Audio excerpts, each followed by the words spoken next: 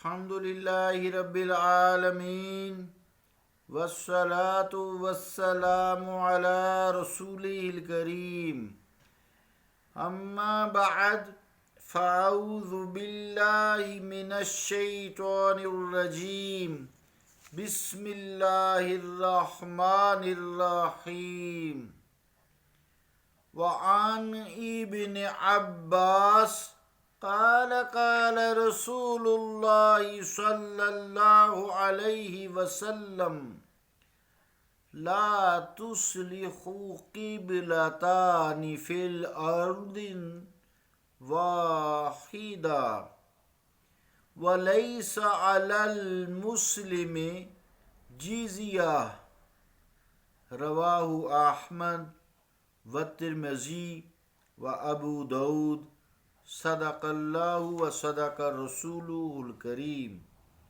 عزیزان گرامی قدر، السلام علیکم ورحمۃ اللہ وبرکاتہ۔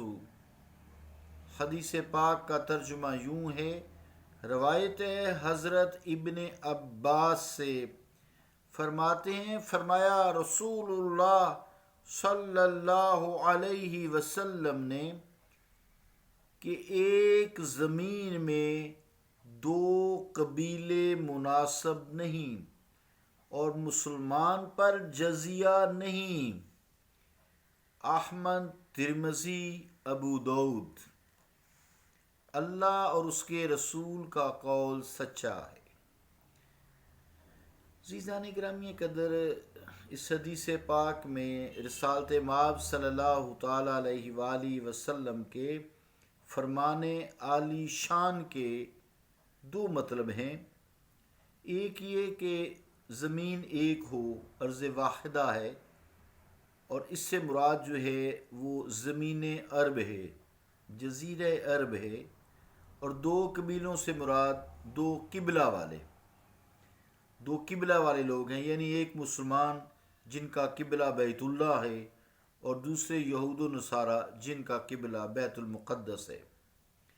یعنی زمین عرب یا زمین حجاز میں یہود و نصارہ کو نہ بسنے دو، یہ ملک صرف مسلمانوں کے لیے ہے۔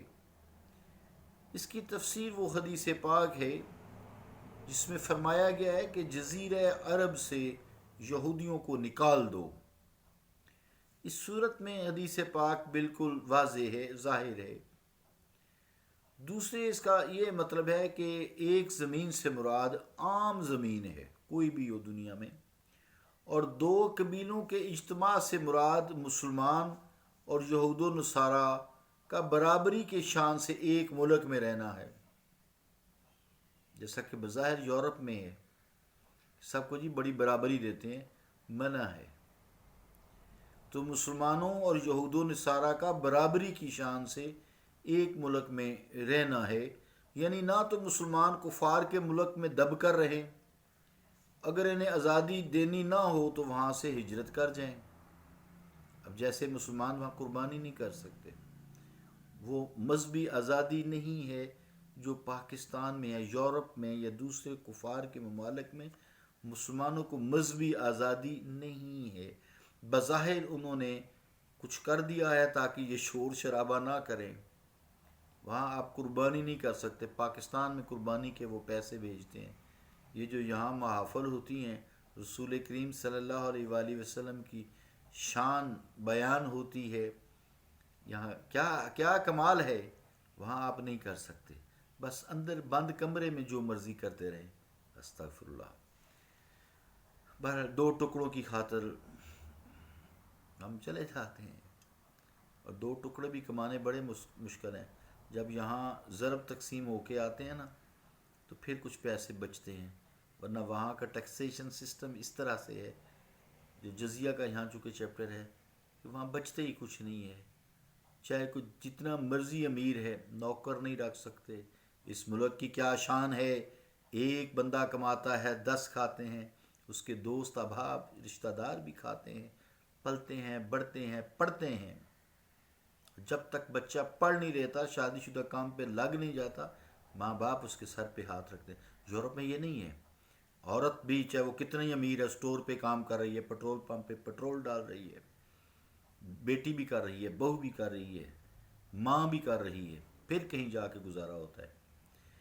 چلو عزیزان گرامی، کی میں اور کہیں زیادہ لمبا نہ چلا جاؤں، تو مراد یہ ہے کہ جہاں مسلمانوں کو مذہبی آزادی نہ ہو وہاں سے ہجرت کر جائیں، اور نہ یہود و نصارہ جو ہیں مسلمانوں کے ملک میں برابر ہو کر رہیں، بلکہ اگر رہیں تو ذمی ہو کر رہیں، جزیہ ادا کر کے رہیں، اور وہ ہمارے ملک میں اپنے دین کی اشاعت نہ کر سکیں، نہ کسی مسلمان کو اپنے مذہب میں لے سکیں، بلکہ صرف خود آزاد رہیں۔ ان کو مذہبی آزادی ہے، صرف ان کو بس آزادی ہے، گرجا گھر جا سکتے ہیں، اپنی مذہب کے مطابق آزادی کر سکتے ہیں، بس ختم۔ تبلیغ نہیں کر سکتے، جو کہ آج کل ہمارے ملک میں جو قادیانیوں نے بھی کام شروع کیا ہوا ہے، قادیانی جو کافر ہیں، انہوں نے بھی یہ کام کیا ہوا ہے۔ تو گورنمنٹ کو چاہیے کہ روکے، دھیان رکھیں، کیونکہ رسول کریم صلی اللہ علیہ وآلہ وسلم کی اس میں ناراضگی ہے۔ بہرحال عزیزان گرامی قدر، آگے جو حدیث پاک ہے اس کا حصہ ہے، اور مسلمانوں پر جزیہ نہیں، مسلمان پر جزیہ نہیں، تو اس فرمان شریف کے بھی دو مطلب ہیں۔ ایک یہ کہ اگر کوئی ذمی، یعنی وہ کافر جو مسلمانوں کے ملک میں رہتا ہے، یہ جزیہ ادا کرنے سے پہلے ہی مسلمان ہو جائے کافر، تو اس سے جزیہ وصول نہیں کیا جائے گا، کیونکہ اب وہ مسلمان ہو گیا ہے، کیونکہ اب اس پہ زکوٰۃ ہو جائے گی نا، اگر اس کے پاس سال بھر مال جمع رہتا ہے، اور نہ ہی اس سے آئندہ لیا جائے گا، کیونکہ اب یہ مسلمان ہے، اور مسلمان پر جزیہ نہیں ہوتا ہے، اس پر زکوٰۃ ہوتی ہے، وہ بھی اگر مال اس کا پڑا رہے، سال استعمال نہ ہو۔ دوسرے یہ کہ کوئی مسلمان کافر کے ملک میں جزیہ دے کر ذلیل و خوار نہ ہو، ان کے یہ ٹیکس دے دے کر وہاں بڑے خوش ہوتے ہیں یورپ میں، کوئی مسلمان کفار کے ملکوں میں ان کا جزیہ دے کر، ان کا ٹیکس دے کر ذلیل و خوار نہ رہے۔ مسلمان پر جزیہ کیسا؟ وَلِلَّهِ الْعِزَّةُ وَلِرَسُولِهِ وَلِلْمُؤْمِنِينَ، ساری عزتیں اللہ کے لیے ہیں، اس کے رسول کے لیے ہیں، اور مومنوں کے لیے ہیں۔ تو مسلمانوں پر جزیہ کیسا؟ عزت اللہ، رسول اور مسلمانوں کی ہے۔ خیال ہے کہ اگر کافر مسلمان ہو جائے تو آزاد نہ ہو جائے گا، یعنی اگر کافر غلام ہے، وہ اگر مسلمان ہو جائے تو مسلمان غلام رہے گا، آزاد نہ ہو جائے گا، غلام ہی رہے گا۔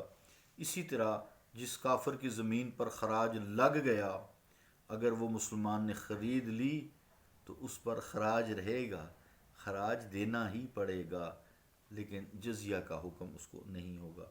اللہ رب العالمین ہم پہ رحم فرمائے، کرم فرمائے۔ جزیہ کا حکم کچھ الگ ہے، اس کی بڑی تفصیل ہے۔ اللہ تعالی ہمیں دین کو سمجھنے اور اس پر عمل کرنے کی توفیق عطا فرمائے۔